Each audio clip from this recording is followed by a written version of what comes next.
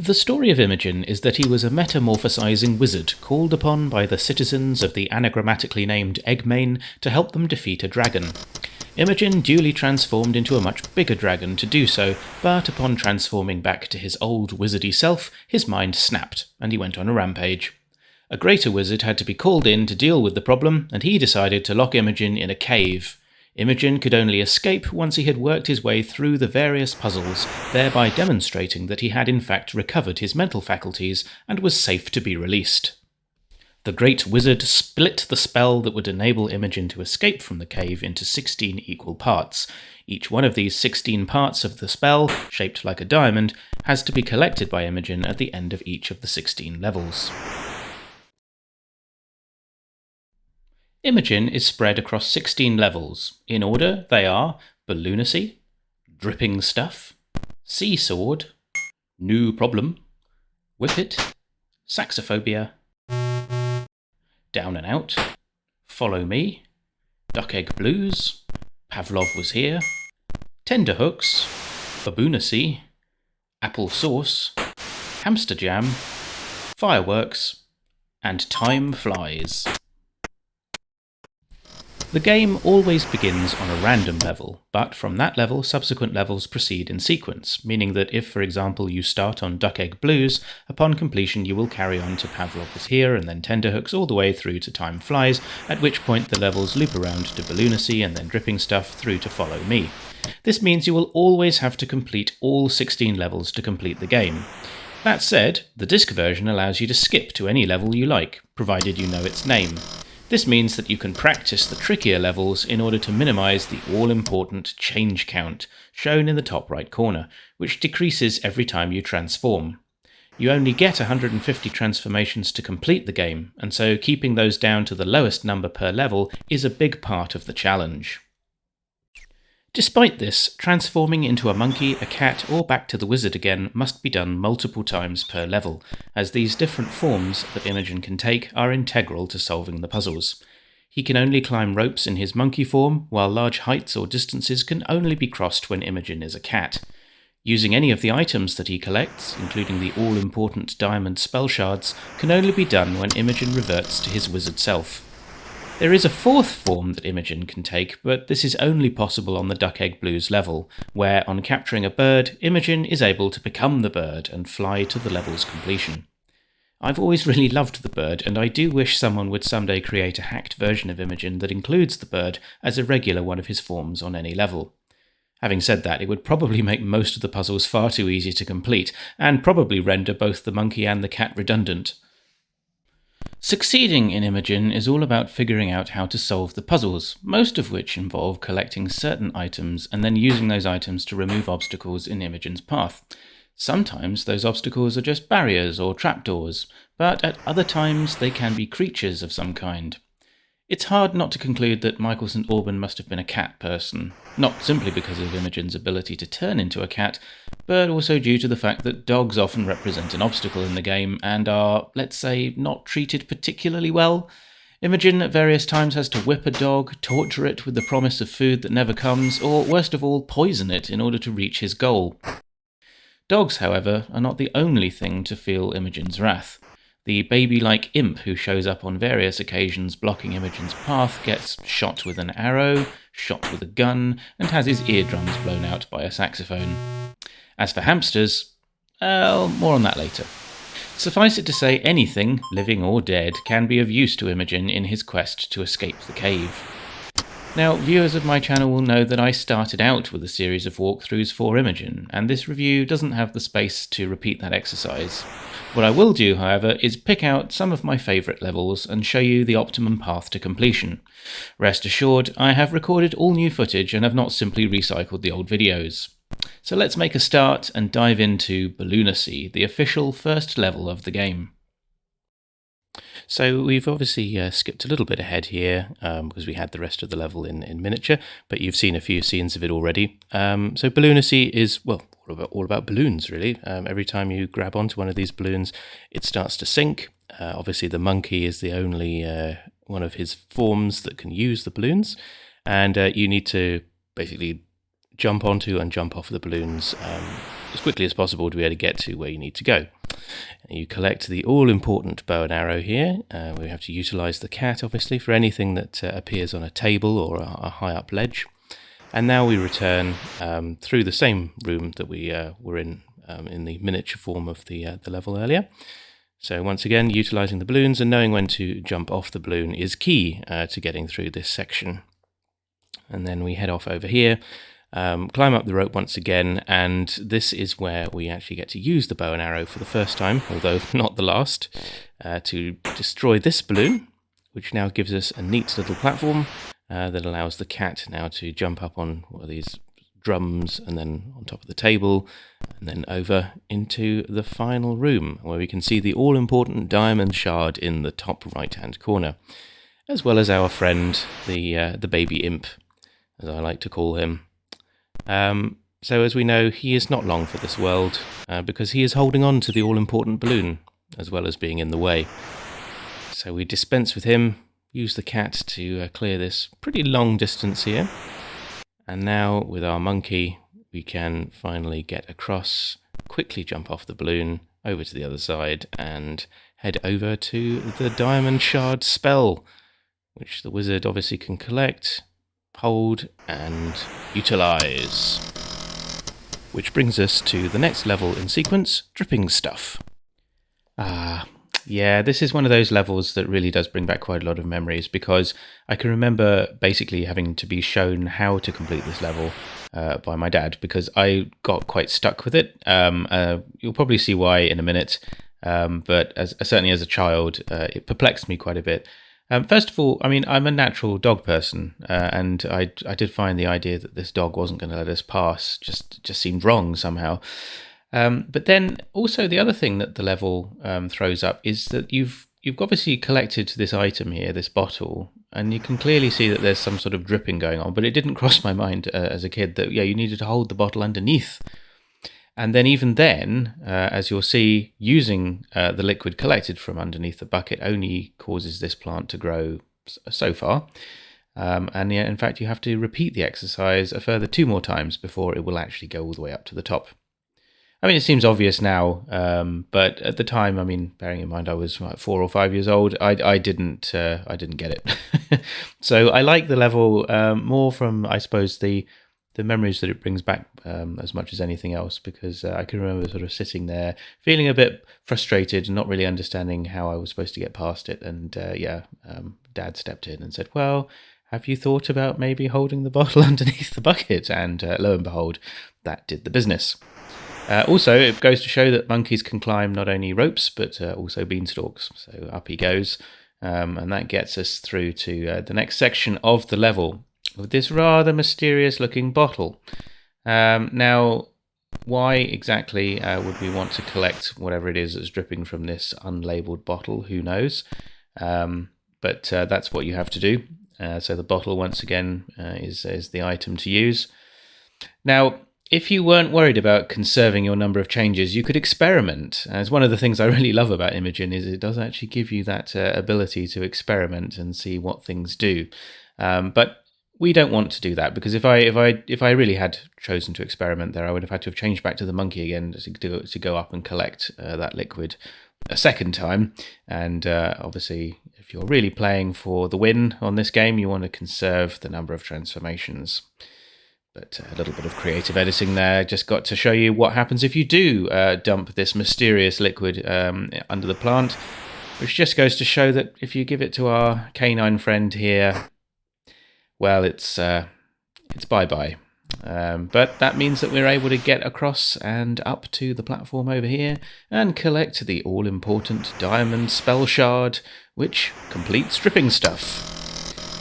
And here we are. It's Gnu Problem. Now, this is not the next level in sequence. I've skipped a few because I wanted to bring this one into the review, and it's one of my favourites. Not quite my overall favourite, but definitely in my top 3 of Imogen levels. Partly because of this little chap here. There he is, our favourite nemesis, the baby imp. I don't feel too sorry for him. I'm going to say that now, because you've probably already noticed the gun on the right-hand side, Chekhov's gun, so to speak. And yes, I think you know where this is headed. But yeah, now this is an example of where you don't need to waste a transformation. You might think you need to be the cat to get up to that platform, but actually the monkey and the rope are all that you require, so that saves us a transformation there. But now we get to the fun part. Imogen equips himself with a gun, and, well, it's curtains. I love it. The humour of Imogen is outstanding. I mean, it's a somewhat wicked sense of humour, but it's very, very funny. And, you know, there's something about the graphics. I have to say that unlike a lot of BBC Micro games, this one, well, it doesn't really look like a BBC Micro game, which is probably a funny thing to say, given that I've brought it in at number 2. But I think you'd agree that by comparison to pretty much every other game that we've seen so far, the graphics here, in addition to being excellent, they really do look quite different from a typical Beeb game. Some have said that Imogen looks a little bit like a Spectrum game, and I'm not sure I would necessarily go that far. But yeah, I mean, the graphics are excellent. Every pixel is well chosen. I mean, it is really designed right down to the last pixel on the screen, and you can see the way that it's been sort of done with the. I mean, look at the little monkey's face there, the way that his tail waves along as he moves. Just everything about it is just really expertly put together. I really do love the graphics, and they really add to, well, they contribute to what makes the game an amusing game to play as much as anything else, as well as being a lot of fun. Now, I didn't remark on it earlier, but that sign over there, the reason why we have to keep shooting it out of the way is that if that sign is visible within the screen that you're in, the monkey can't use the ropes. Now, this is a rather special bit. That little bit there where he turns around on top of the Gnu's head, that took me quite a long time to figure out back in the day. This is another enjoyable moment. You can get the axe out and chop down the barrier, and that gets us to the diamond. Right, now we're going to take a look at Saxophobia, which is another one of my favourites, actually. It's a very comical level as much as anything else. Now, this little bit here, I'm going to make this look easy. Haha, I don't often say that in my reviews, but that honestly, that little bit there, that can actually take quite a lot of time to get right, because you only have to slightly get in the way of that ball that's being tossed between those two rodents, and you get knocked off your rope, and then you have to transform back into the cat, and yeah, well, you waste a lot of transformations. Now, this is good fun. You can see there's a table over here, and it doesn't look like it's in the right place for us, but actually, all you have to do is give it a nudge. Which I have failed to do there. Yeah, there it goes. And that puts it in the right position for our cat. I just get on top of the table. That's one of the downsides of the cat. His jumps are sometimes so big that you miss your position.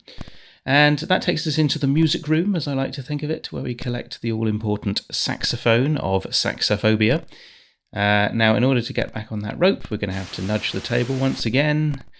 Great fun. Could only be improved if you could somehow manage to nudge that table with the cat on top of it, sort of Roomba style. That would be quite entertaining, but sadly that's not entirely possible. So now we can get back up here, and once again we're going to have to make use of another transformation because that gap is too big for the monkey to clear, but no problem. And now we can head back to this trapdoor, which you'll notice we were able to walk across before without anything happening, but it needs a certain weight, which is Imogen and his saxophone. And we'll give the old saxophone a little toot here, and our friend the baby imp down there, he's not sure what's going on, but he doesn't think too much about it. But it turns out that this saxophone is actually most potent when played up close, because if we get onto the same ledge now... knocks him out. I love it. I mean, that's even more entertaining than shooting him. Sorry, I'm just going to say it. And that's the end of Saxophobia. And now we're into Down and Out, which is actually the next level in sequence. But I'm not going to skip over this one because, although I've given a few hints of it already in the video, it's a great level and it definitely deserves being shown in full. It requires several items, actually, this level, and the items have to interact with each other, which is an excellent feature of the game. Some of the items, as you've already seen, I mean, like the gun, for example, it's pretty self-explanatory. You pick it up and you use it. But in Down and Out, you actually have to assemble your arsenal. So far we've managed to collect a bowl and what looks like a little stick there. And now there's a barrel of TNT, but that's far, far too big for us to actually take away. But never fear, because of course we have a bowl, which means that if we get the bowl here and chuck it into the TNT, we now have a bowl of TNT. So that's already showing the sort of additive value of the items, similar to what we saw in dripping stuff, of course. And you can already start to think, well, okay, if I've got a bowl of TNT and I've got a stick, what I really need now is a source of fire.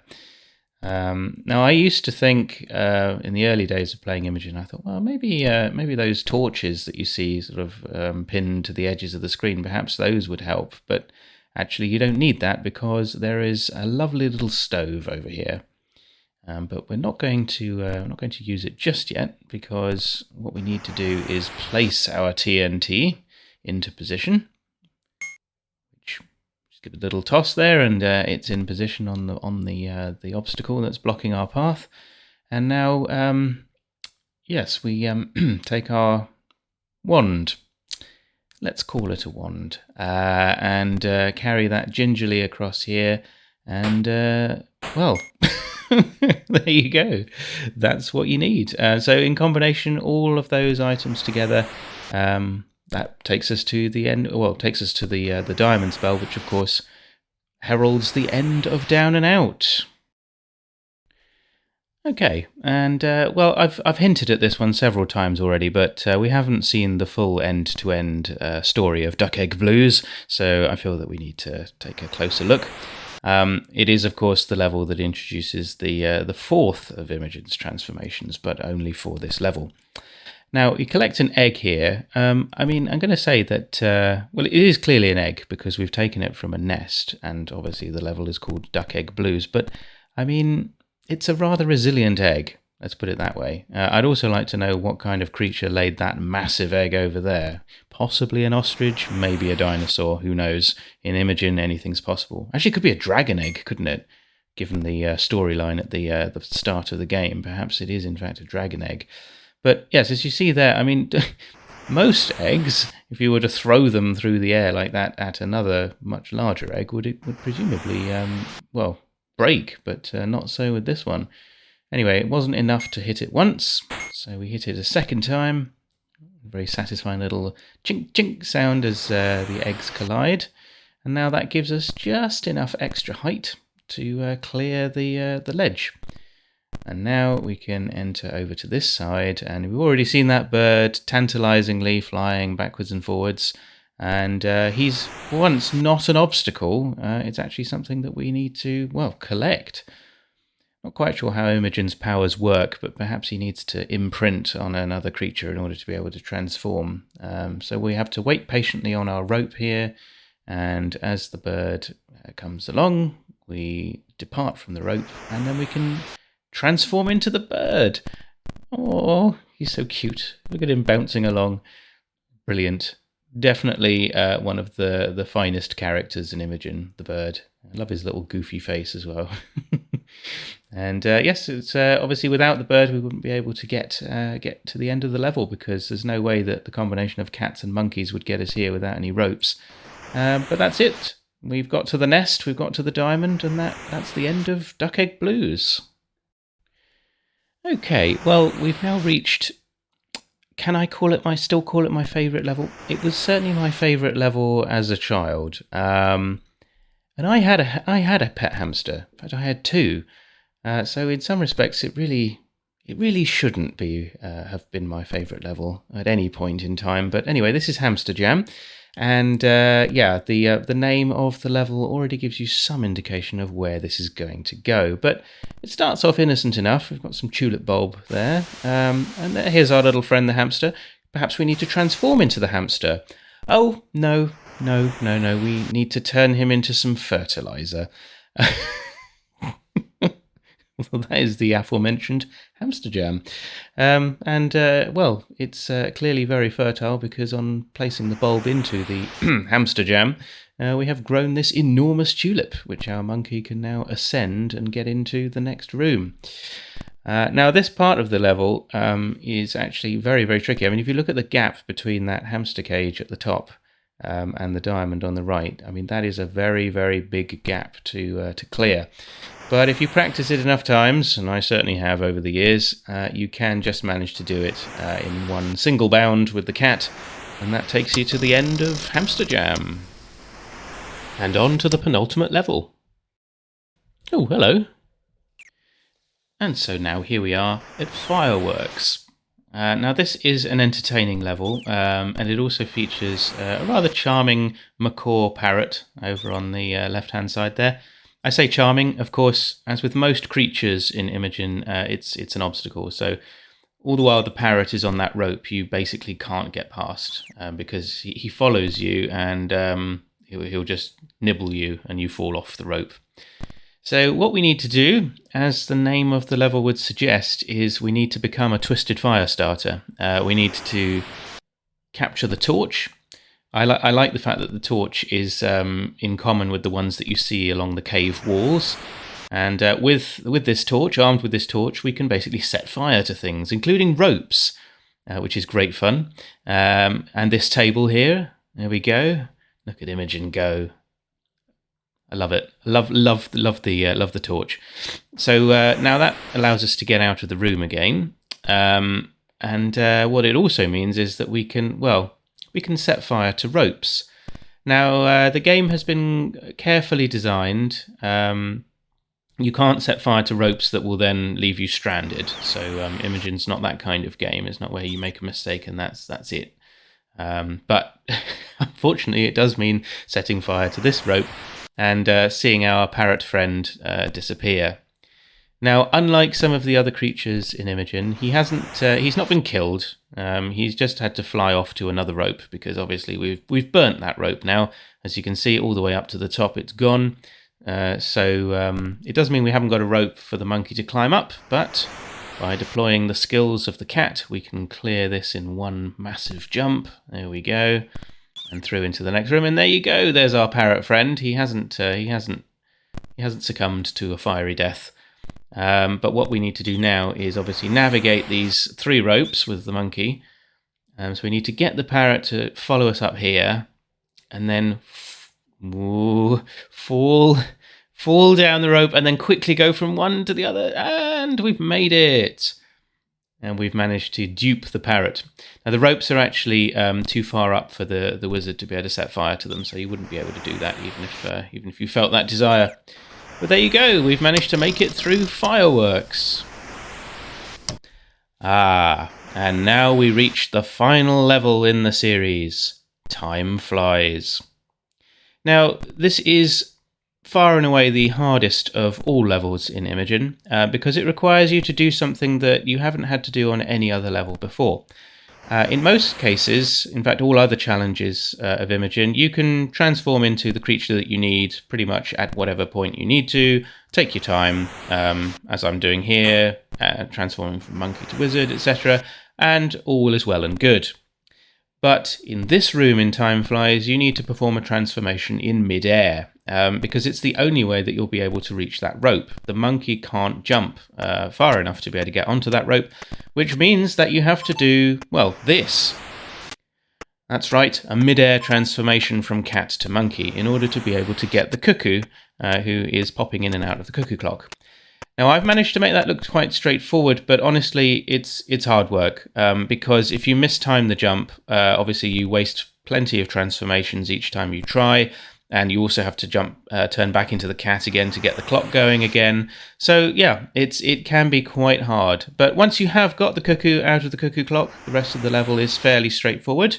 You then place the cuckoo into this broken clock, which means that when you start it, unlike the other clock, well, this happens. And the cuckoo is launched from the clock, and that chops the... I'm not quite sure what those are. I'm going to say they're giant potatoes. There you go. Probably boulders. And that enables you to jump into the final room. The excitement is palpable because we are now within sight of completing Imogen. And with the monkey, we can... Well, we'll go and collect the cuckoo. Why not? We'll take him with us. But with the monkey, we can now get across here. It's a bit of an optical illusion. You can only get in from this side. And that's our last transformation. So we've got 29 transformations in the bank. So we've completed Imogen with 29 to spare. Not bad. Not bad if I do say so myself. And now you get the victory credits. This is what it's all been building up to. So unlike some Beeb games, which you just give you a simple "well done," this actually gives you the conclusion of the story, which I think is quite nice.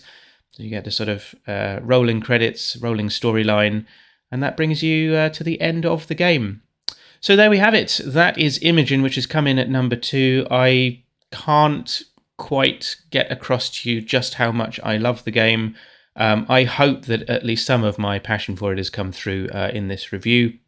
If you're interested in seeing how all of the levels are completed, do please check out my other playlist, the one that started this channel, which is a full walkthrough of every level of Imogen. But otherwise, thank you for following me through on this Imogen journey.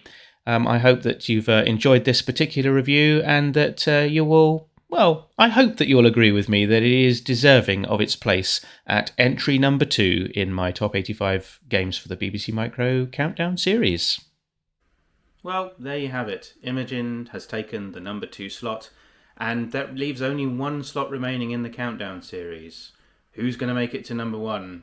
You've probably got a fairly shrewd idea of which one it's going to be, but I hope that you'll join me for the premiere of the final instalment of this Top 85 Games Countdown for the BBC Micro series when it goes online very soon. Hope to see you then, and until then, goodbye.